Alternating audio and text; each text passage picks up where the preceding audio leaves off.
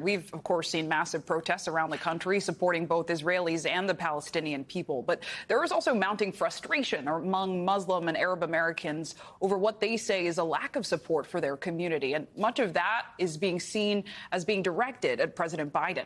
NBC News correspondent Shaquille Brewster is in Dearborn, Michigan for us. So, Shaq, you have been talking to folks on the ground in the Muslim and Arab community in Michigan. What are they telling you about why they're so upset right now?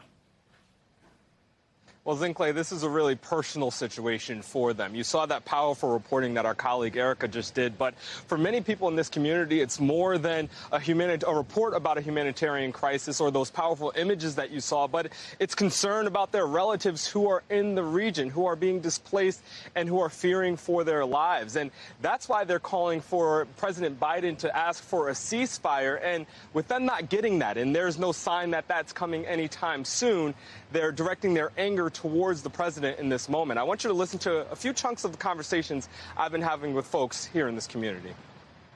I was working on Arab American engagement, getting people out to vote for Biden. And right now I have family in Palestine who's afraid for their lives. And Biden is doing nothing to stop it. I'm hurt for the betrayal that we feel from Biden, but I also feel like a little bit of guilt for what I've done. Is there any situation you could support him in a year from now? Absolutely not. It's too late. The president has had 16 days to do something about this, and he has not. So I will not support somebody who is funding the genocide of my family. Absolutely not. You feel disrespected? Not only disrespected, it's not only disregard to our lives, our livelihood. It's more than disrespecting me, disregarding my life. And while we see, you know, the kids, our kids and our families are being torn apart overseas, we are being threatened here. So many people told me it's not just what they're seeing and hearing about overseas, but the feeling that they have here in their home country. They are not feeling safe. They see the rise of Islamophobia, and they don't believe that the president, in their words, is doing enough to handle that. Which really plays into 2024, right, Shaq? Could this potentially hurt his reelection chances?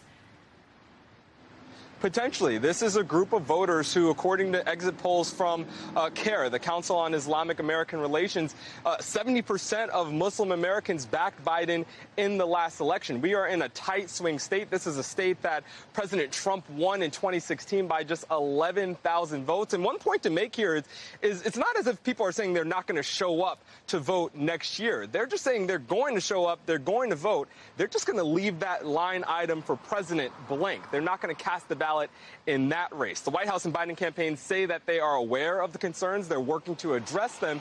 And you even hear President Biden in his most recent Oval Office speech, for example, talk about the humanity of Palestinians.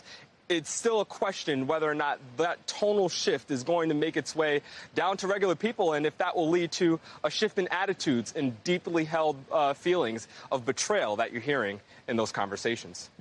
Interesting. Shaq Brewster, thank you. Appreciate it.